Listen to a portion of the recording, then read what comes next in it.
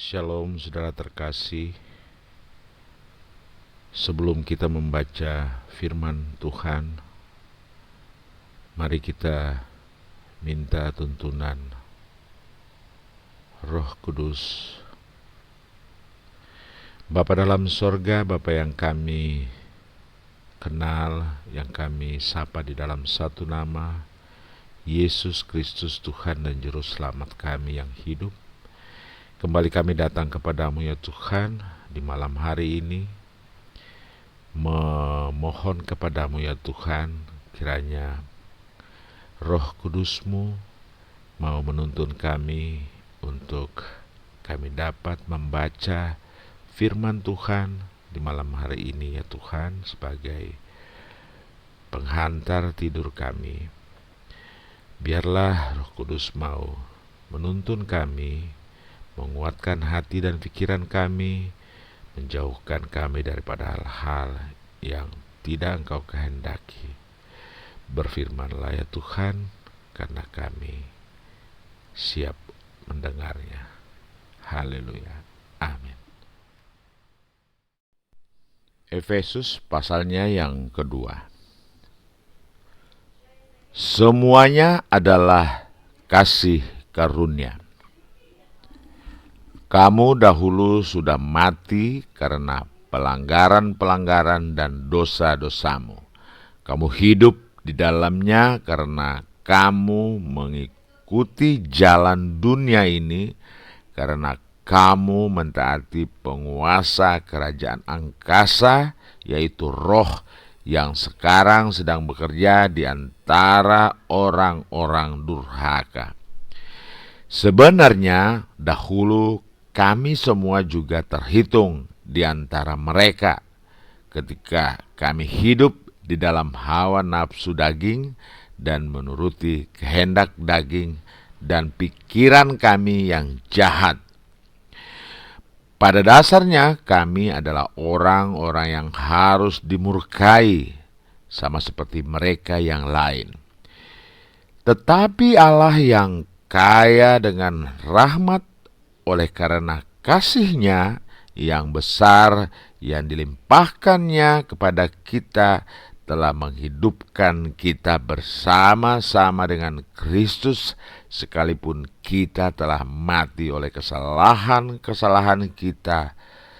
Oleh kasih karunia kamu diselamatkan, dan di dalam Kristus Yesus Ia telah membangkitkan kita juga dan memberikan tempat bersama-sama dengan Dia di surga, supaya pada masa yang akan datang Ia menunjukkan kepada kita kekayaan kasih karunia-Nya yang melimpah-limpah sesuai dengan kebaikan-Nya terhadap kita dalam Kristus Yesus. Sebab karena kasih karunia kamu diselamatkan oleh iman. Itu bukan hasil usahamu, tetapi pemberian Allah. Itu bukan hasil pekerjaanmu. Jangan ada orang yang memegahkan diri. Karena kita ini buatan Allah, diciptakan dalam Kristus Yesus untuk melakukan pekerjaan-pekerjaan baik yang dipersiapkan Allah sebelumnya. Ia mau supaya kita hidup di dalamnya, dipersatukan di dalam Kristus.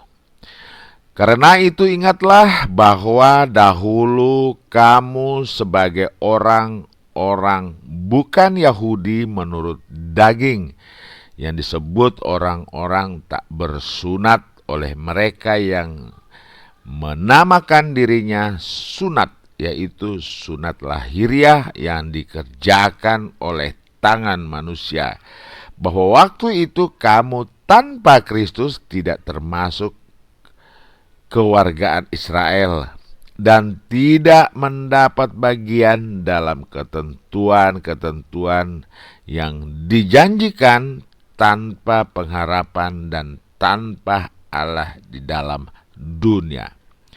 Tetapi sekarang di dalam Kristus Yesus, kamu yang dahulu jauh sudah menjadi dekat oleh darah Kristus.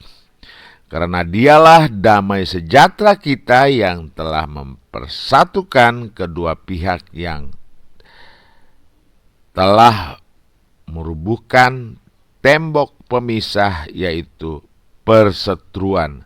Sebab dengan matinya sebagai manusia, ia telah membatalkan hukum Taurat dengan segala perintah dan ketentuannya untuk menciptakan keduanya menjadi satu manusia baru di dalam dirinya, dan dengan itu mengadakan damai sejahtera, dan untuk memperdamaikan keduanya di dalam satu tubuh dengan Allah oleh salib, dengan melenyapkan perseteruan pada salib itu.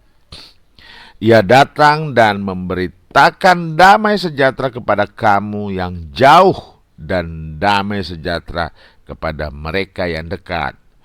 Karena oleh Dia kita kedua pihak dalam satu roh beroleh jalan masuk kepada Bapa. Demikianlah kamu bukan lagi orang asing dan pendatang, melainkan kawan sewarga dari orang-orang kudus dan anggota-anggota keluarga Allah yang dibangun di atas dasar para rasul dan para nabi, dengan Kristus Yesus sebagai batu penjuru. Di dalam Dia tumbuh seluruh bangunan rapi tersusun menjadi bait Allah yang kudus di dalam Tuhan. Di dalam Dia kamu juga turut dibangun menjadi tempat kediaman Allah di dalam Roh. Haleluya. Demikianlah pembacaan Efesus pasal 2. Ayat pertama sampai dengan ayat yang ke-22. Kita berlanjut kepada kesimpulannya. Apa artinya dari tujuan turunnya firman yang menjadi manusia, yang menjadi karya keselamatan oleh Bapa di sorga, yang kita kenal. Ia adalah Yesus Kristus, Raja Immanuel, pembawa damai. Seringkali kita mengaku menjadi orang percaya, tapi kekristenan kita tidak jadi berkat bagi orang lain, melainkan malah jadi batu sandungan. Apa contohnya? Seringkali kita menjadi orang yang cepat marah, emosi, tidak sabar terhadap sesama. Akhirnya bukan damai yang kita pancarkan, melainkan permusuhan. Sepertinya di dunia ini sikap damai sudah menjadi tawar dan orang sulit untuk menciptakan rasa perdamaian. Permusuhan, pertengkaran bukan hanya terjadi di kalangan teman, sahabat, atau keluarga. Pertikaian antar suku, ras, bahkan peperangan yang terjadi di berbagai negara pun menunjukkan bahwa sikap damai sepertinya sudah sangat langka. Nah, bagaimana kita sebagai orang percaya, sudahkah kita menciptakan damai itu bagi orang-orang di sekeliling kita? Sebagai seorang pengikut Kristus, maka sudah semestinya buah Roh Kudus tinggal di dalam diri kita.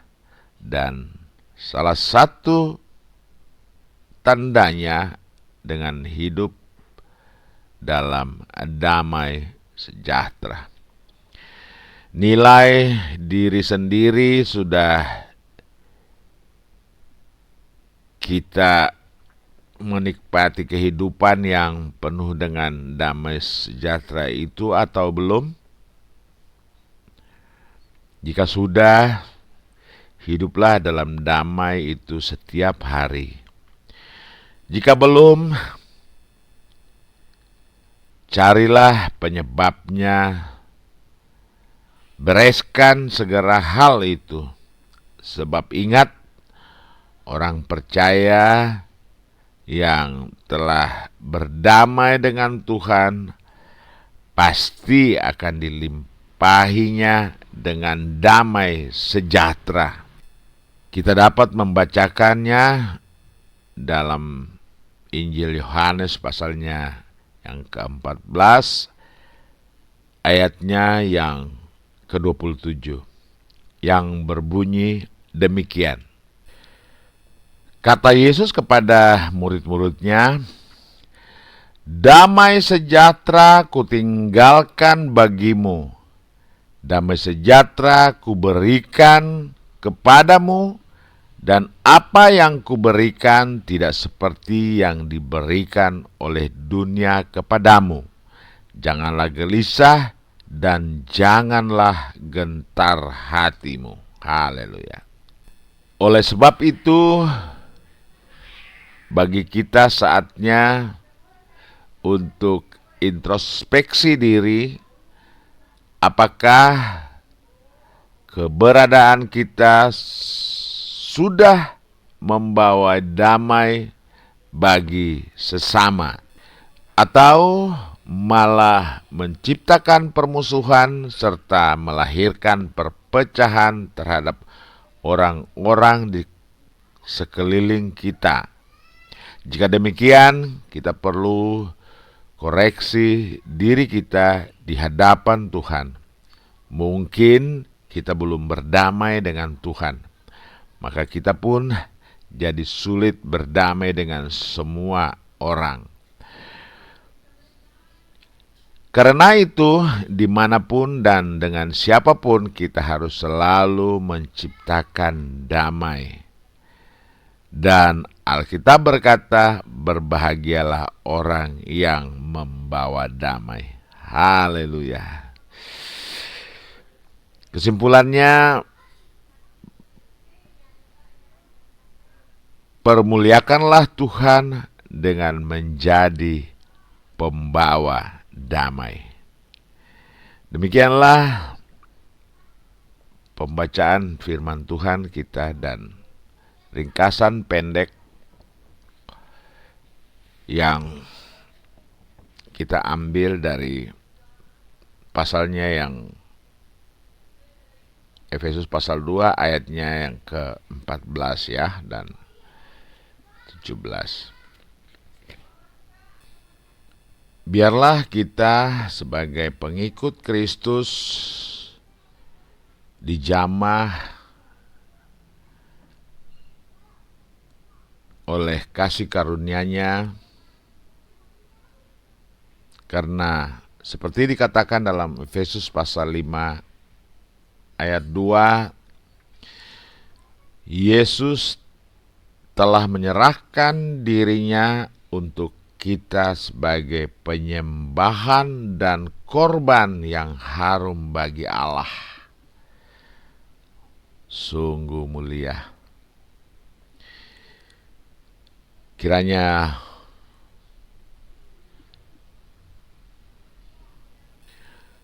jamahan kuasanya mau menuntun kita untuk semakin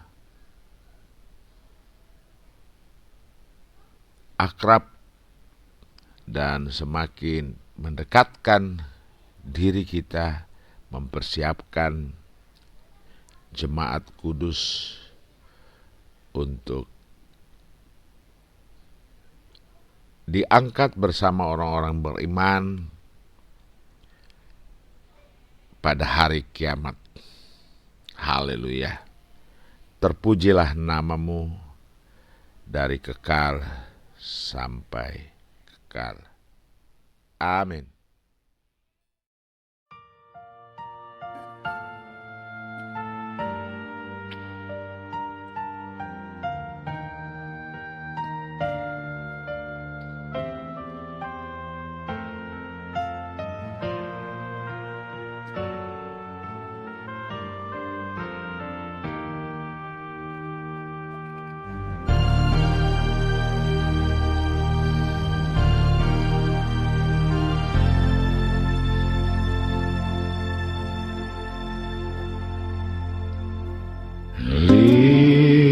Lingkupiku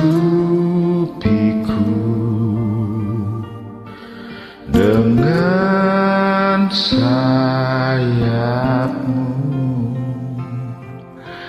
naungiku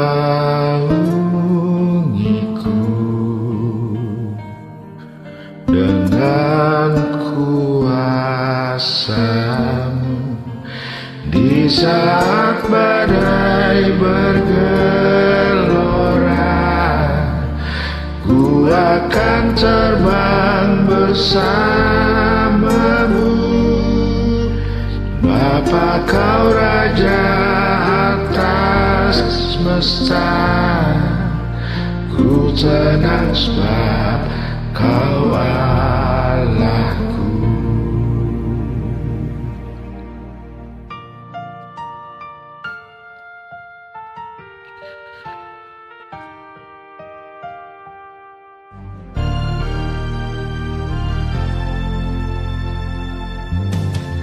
Lingkupiku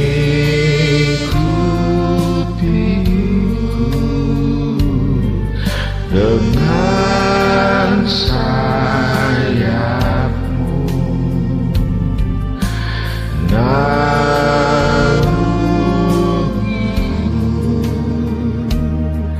dengan kuasa-Mu di saat badai bergelora. Ku akan terbang bersamamu,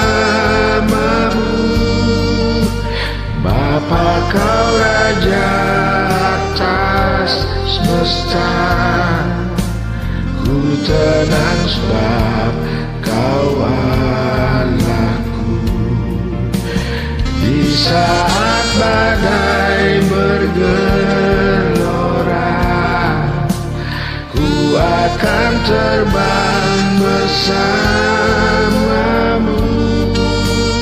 Bapa Kau Raja atas semesta.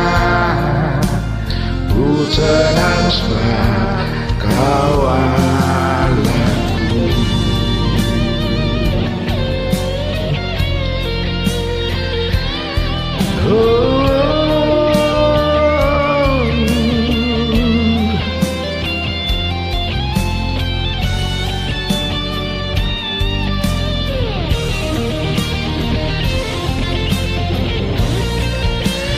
Di saat badai bergelora,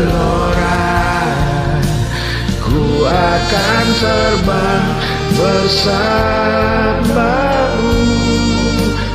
Bapa Kau Raja atas semesta.